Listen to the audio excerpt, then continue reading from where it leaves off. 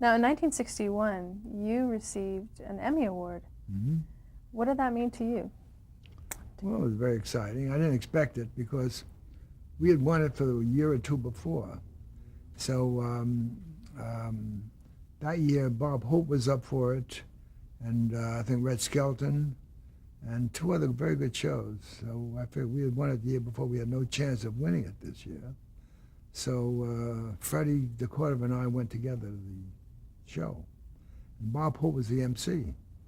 And so we decided, should I prepare something? And Freddie said, no chance of winning. And I said, I don't think we have any chance. I didn't even prepare anything. And we sat there, and they announced here the nominees, and the winner is Jack Benny Show, Irving Fein, producer, executive producer. And I walked up, and I was just flabbergasted. I didn't know what to say, and I mumbled some stupid things, and I made a fool of myself. I accepted it. And I know I should have prepared something, but I didn't.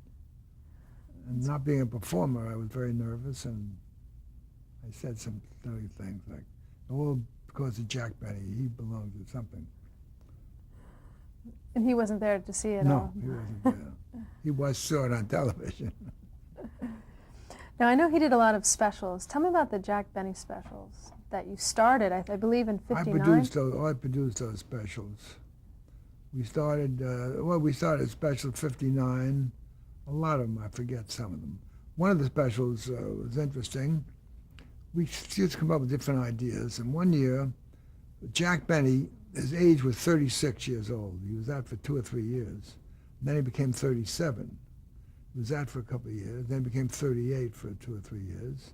Then he became 39. He was 39 then for on and on and on. So finally I thought, gee, it'd be a great idea. Turns 40. So we did a special. Jack Benny celebrates his 40th birthday. And we got a lot of publicity. And we did the show. And what was interesting about it, I remember some of the newspapers. I remember the Christian Science Monitor. Some other papers had editorials saying, Mr. Benny, please don't turn 40. As long as you say 39, it keeps us all young and so forth. And we don't want to grow old, and you don't want to grow old. And that was kind of views. Anyway, the show just didn't go, and we got didn't get too good a rating either. And so the next show we did a thing where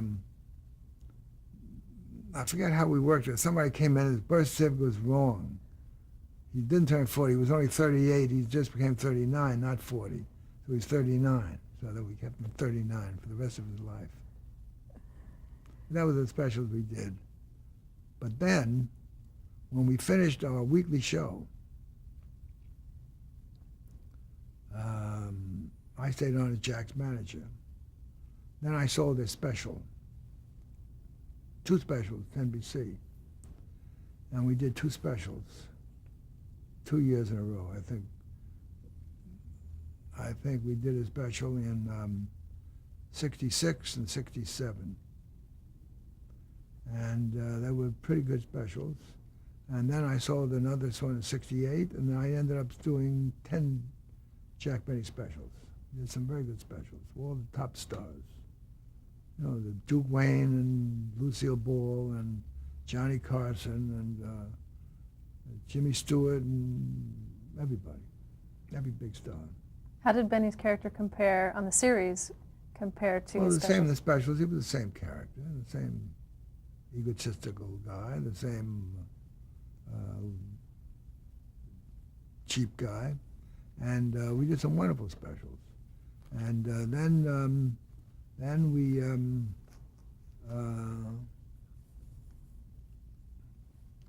we did a show called his First Farewell Special. And the idea of the special was, this goodbye. He said, oh no, this is my first farewell special. Next year I'm going to do my second special. I'm not retiring, this is my first farewell special. And it was very successful. I had Ronald Reagan on that show. And we did a great bit with Ronald Reagan. And he was then governor, I think, California. And then we did the second farewell special. I think that was the last special we did.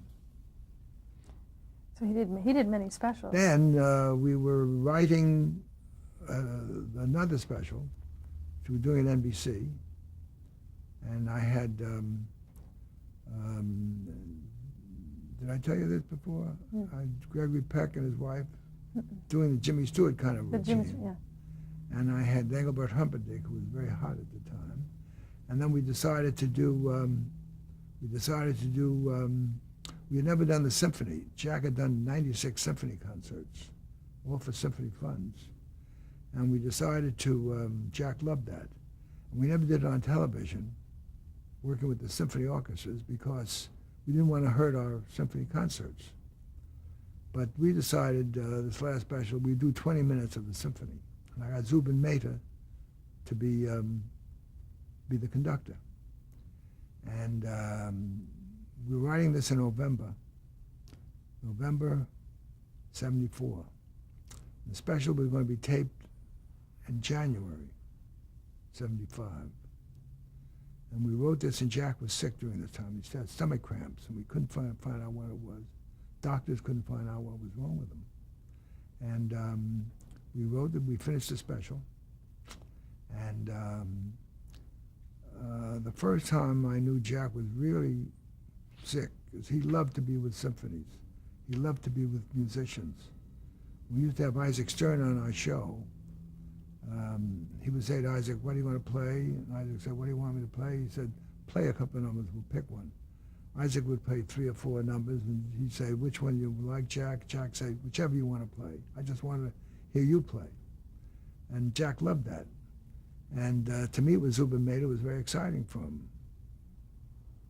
Meet with this great conductor and discuss what he's going to do. And so I had a date with Zubin Mehta on a Saturday morning, I remember, 10 o'clock.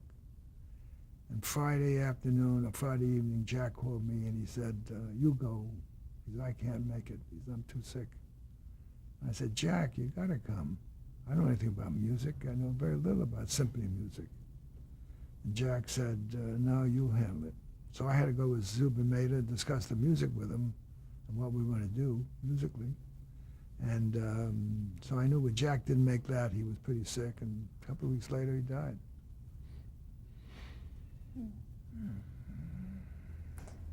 I want to take you back a little bit, because the end of the show, his television show, was kind of a big deal. He had been on the television for 15 years at least. And I know at 63, his show... He'd been on television since 50. Yeah. From 70 till 74.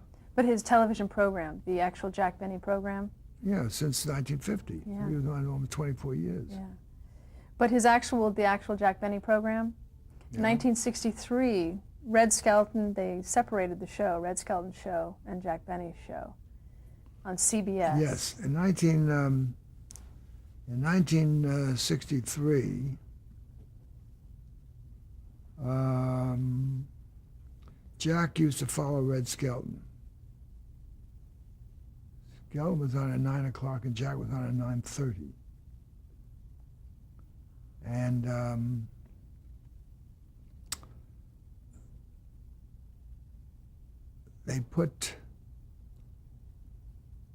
we were in New York, and we found out they put Petticoat Junction in at 9:30. And we were going on at 10. And Jack felt terrible about it, because our rating was great. We were in the top 5 and top 7 following Skelton, and he'd been following Petticoat Junction. He figured the rating would go down. And we were so close to Paley. And we were in New York, I remember, doing a television show. And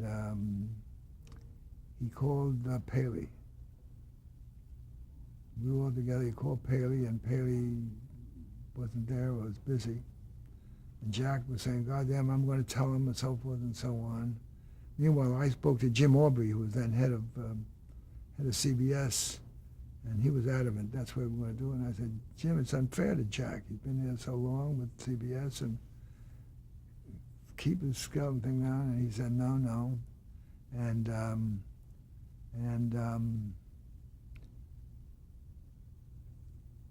finally, I don't know, we never could work it out, and we ended up following Petticoat Junction. But the rating still was great after Petticoat Junction. Mm. Where we got ruined was NBC were after getting the Benny Show back. And we were doing fine on CBS. And MCA were our agents then. And they maneuvered getting us back to NBC for the last year, 64, 65 season. And so we moved to NBC. And we were opposite Gomer Pyle. Yeah, that's right. Was opposite us. And Gomer Pyle was a tremendous hit. And we got murdered in the ratings. I remember our rating was 84th, it was 76th, 68th, and that last season was a disaster. We just couldn't get a rating. We had no help on NBC. The shows around us were weak. We were all alone, and NBC had a great lineup. I mean, CBS had a great lineup. And that season finished, we were off.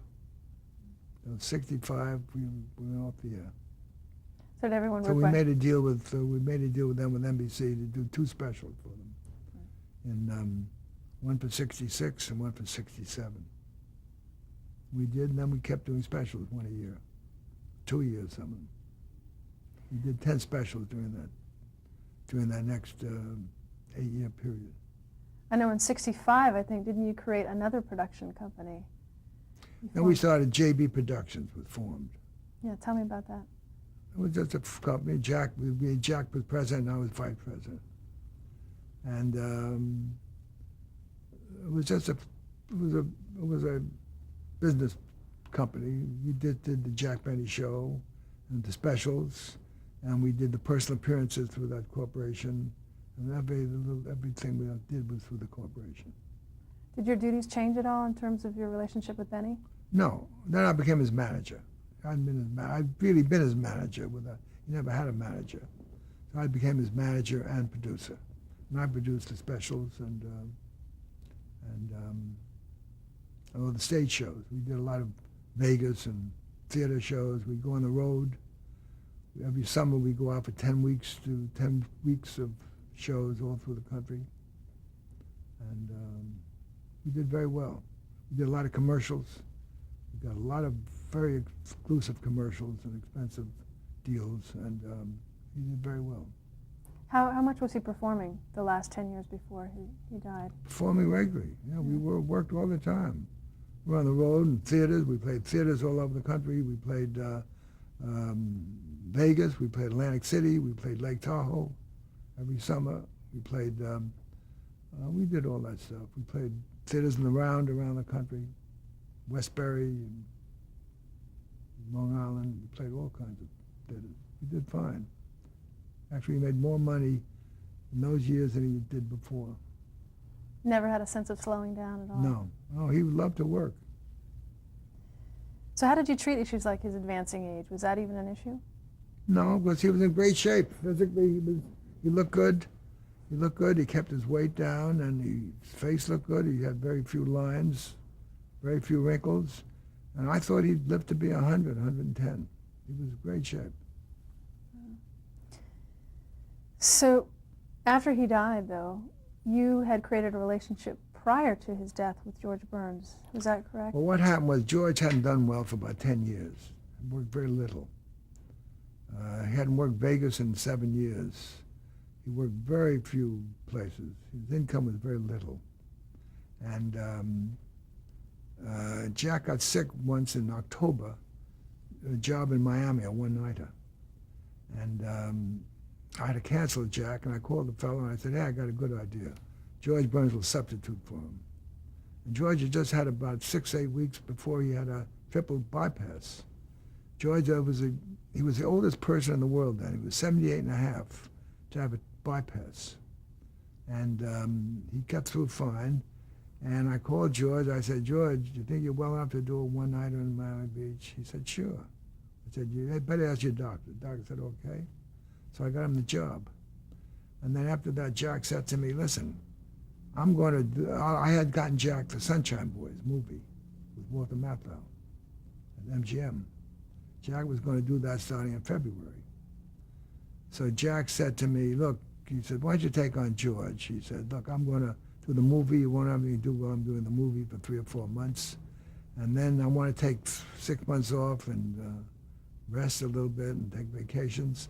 And then I want to play more concerts. You can still do those concerts for me, but you don't have to come on the road with me. I'll get somebody to go with me. And why don't you take George on? So I said, okay. So I said, George, you want to? He said, oh, I'd love it. So he called Abe Velasvogel, who was head of William Morris. And Abe Velasvogel said, you want your release? Fine. And he said, an hour later, a message delivered a letter from Vilo will give me his release. So I became George's manager. And then 2 months later, Jack died. And so I got George's Sunshine Boy job that Jack had had. And he was great in that picture. And then I got him Vegas again, and I got him a few other things, and I got him a couple of other movies. And before we knew it, George was writing. Because George won an Oscar for... Pardon? He won an Oscar. He won an Oscar for Sunshine Boys, yeah. Well, what I did, he had the leading role with Walter Matthau. So when it came up to the Oscars, I went to MGM, we had a meeting, and I said, listen, you know, with Matthau and he dividing the votes, they're both dead, you know. I said, let's put up George for supporting actor. And let Matthau go in for best actor. So we did, and I did a big publicity campaign on George, and we got him he got the Academy Award. And then we went from there. We did great. How did George prepare for this role? I mean, he hadn't been acting in a while. And... Well, what I did, I'll give you a quick inside story on that. When Jack did the tests for the Sunshine Boys, I got the script. I kept the script. George had dyslexia. First of all, George only went through the 4th grade at school. He was a terrible reader. Take him forever to read. He read very slowly. So when I knew how to take George for auditions for the role, he couldn't read the script like a normal person. So I worked on the script with him. I had him read the script 2 or 3 times, and I went over it with him line by line. And then I knew the 2 scenes that Jack had done for the audition. And those scenes I went over until I got him to memorize them. And then we went and we went to see Herb, oh God, I'm so terrible, director. We went to the director and Neil Simon, who wrote it. Yeah, I can't, his name escaped me. We'll get it. I know him so well. I know, we'll get it. And we went to his house and discussed the role and discussed George and vaudeville and backgrounds and so forth. And the director said, Herb said, how about reading a couple of scenes? George said, sure. So he said, Neil, you read the Matthau role. So he said, okay. He said, turn to page 29, whatever page it was. George, the first scene that we had worked on. So Neil gives him the lead line, and we went back and forth. He read it perfectly. And he says, turn to page 87. And page 87, the second script he had memorized. So he read it great, and he had the role. And that's how he got the role. So what did that movie do to his career? Did you think? The movie was terrific, getting the Academy Award. It helped him. We got a couple of other movies right away. And got Sgt. Pepper's Lonely Hearts Club Band with the Bee Gees and Peter Frampton. And then we got Oh God. I made a great deal with Warner's. We got Oh God. And we didn't get too much money in those days. I remember I fought with Warner. I tried to get him $50,000 more. In those days, it was a lot of money. And they said no, they wouldn't give it to him. I fought him. I said, give us percentage of the profits. Give us 10% of the profits. They said no. They gave us 5% of the profits. You know, in this business, it's a murderous job of profits because by the time they take all their charges and interest and everything, you hardly ever get any profits of a picture, no matter how much money you make. saw that Eddie Murphy story where after $300 million, they still weren't in profits. He sued them. He sued anyway. We got 5% of profits. Well, Oh God cost $2.2 million, and it opened so great in October that by December 31st, it run 22 weeks, 18 weeks in theaters. It had recouped all of its costs. So we were in, from then on, it was all profits. So in that 5%, they made a lot of money on that 5%, which they could have had for $50,000. I think we've taken in over $1 million on that already, I think. Something like that. Did you help him for that role as well, with the script? Oh God. We went over a little bit, but by that time, he was more confident and he had plenty of time to rehearse it. See, the Sunshine Boys, you only had a couple of weeks before we had the meeting, but oh God, he had lots of time. So what were some of the things that you were trying to get for him? Because now he didn't have Gracie Allen anymore. What was his style of comedy that he was doing now? Then he was doing a one-man show. He'd go out and he'd do a monologue and sing, and we worked out an act. He had an act. We polished it up, and we got writers in, and we polished the act up. And we started to play Vegas, and next thing we knew, we were working Vegas, 4 or 6 weeks a year. We worked Atlantic City, worked Lake Tahoe. We worked theaters. We worked around the country, and went on the road a lot, and we did movies. He did a few other movies. He did a lot of movies, and he did fine. So in those 20... And then we started to do specials. In 1976, we did our first special. It was very successful. I think I had Johnny Carson and Walter Matthau and a couple of other good guests. And then I had, every year, we did a special every year. We did fine. How often was he working? He was working quite often. George loved to work. As he got older, I said, George, let's cut down. He said, no. When I'd be out of work 2 weeks, he'd say, come on. I said, no, George, Razzie, no. Let's work. He wanted to work. When we talked about some of his longevity, how did the booking of his 100th birthday in Las Vegas come about? The big party. The way that came about was we were doing an interview once, I think, for Newsweek magazine. George was about 88 or 92, something like that at the time. And the girl interviewed him and said, when are you going to retire, Mr. Burns? And I interrupted and said, he can't retire. He's not retiring. He's already booked to play the Palladium for his 100th birthday. So she laughed and said, really? And I said, yeah. So she wrote it in the interview that he's going to play the Palladium. He's booked to play the Palladium for his 100th birthday. And that caught on. The next thing you know, everybody say he's going to play the Palladium. Columnists started raising George is booked to play the Palladium his 100th birthday. And we found out that everybody suddenly knew about this. We'd go on the road, we'd be in a small city, walking down the street, people would say, hey, Mr. Burns, you want to play the Palladium on your 100th birthday? It became a big thing, So we kept that alive. We had no booking, never had a booking there. This went on and on and on. And by the time George was 98, I knew we couldn't go to the Palladium. It was too tough to go to London at his age. He was getting weaker and weaker. So I made a deal with Caesars. And we decided to play. Caesars, the average price was $50 a ticket to go to see the show. So we made a deal for 3 days to play at $100 a ticket, which nobody ever had in the history of Vegas. 100th birthday, $100 a ticket. We announced 3 days. And we had made the announcement, and within 3 days, we were sold out the 3 nights. Amazing. This is almost a year and a half, 2 years ahead. We were sold out. So I said, let's announce a 4th night. We announced a 4th night, sold it out. We announced a 5th night, sold it right out. So a year and a half in advance, when he was 98 and a half, he was sold out for his 100th birthday at Caesars. It was terrific, and we wanted to do it. And he would have done it, except that when he was about, maybe a year before, he fell in the bathtub. Now, he took a shower, and he finished the shower, and he sat on a little stool near the bathtub to dry his feet. And he fell back, and he hit his head on the soap dish. And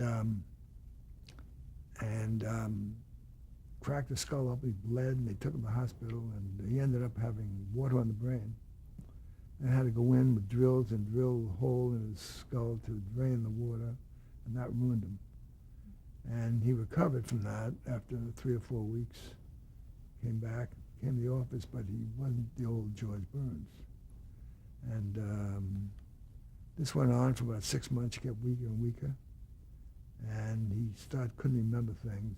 I know he couldn't remember the act again, the full act. He never worked again. And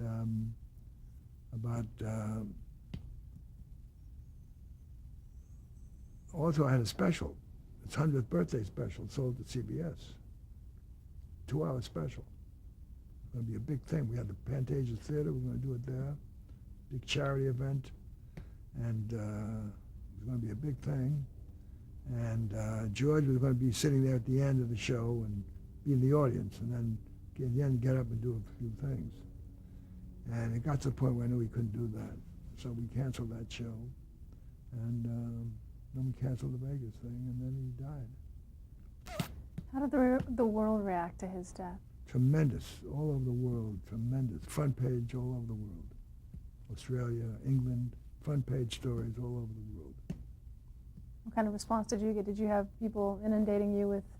Oh yeah, tremendous. The funeral, we didn't have a big massive funeral with a lot of speakers and so forth. It was very simple. I wanted the son and daughter to speak. They wouldn't speak, so they asked me to do it. And so we had a rabbi, and we had the rabbi introduced me, and I did 2 or 3 minutes. Then I introduced our pianist, Morty Jacobs, who's been our pianist for 30 years. And he played all the George's songs, and that was the service. We did a Forest Lawn, and we only had about 60 or 70 invitees. We did no celebrities. Bob Hope called me, wanted to come, and I said, no, Bob, it's just the family and close friends. And I said, if I have you, I got to have 20 other stars. And so he didn't come. And but outside there were 1,000 people standing outside, and they put the thing on loudspeaker so that the crowd outside could hear the service. Something interesting about that. Olsen and Johnson. You have heard of Olsen and Johnson, the comedy team, big comedy team. They were very close, and they had a crypt in Las Vegas, and they bought a double crypt in a wall, two places. And Johnson died first, so they put him in the first crypt. Olsen's daughter told me this story. And when Olsen died, they had the funeral, they were ready to put him into the right side. And she said, no, that's wrong. Can't be Johnson and Olsen. It's got to be Olsen and Johnson. So they moved Johnson to the right one, and they put Olsen on the left one. So in death, it would be Olsen and Johnson. Now, George, when Gracie died, he bought a double thing, and the wall, it's a big marble wall. I'm going to stop you there because we got to change tape.